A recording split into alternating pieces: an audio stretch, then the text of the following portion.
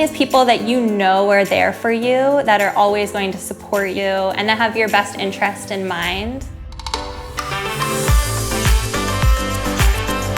There's up and down moments. Sometimes there's ugliness in it and sometimes there's beauty, and there's no denying that really, you know, family is a very important aspect to most people's lives. I believe you choose your family, and in my case, I have found all of these people little by little throughout my life. We don't have to speak every day to know that we're there for each other. Family are people that you feel so comfortable being yourself with that you don't need to put on any kind of pretense. You don't need to impress. You just feel like you're home when you're with them.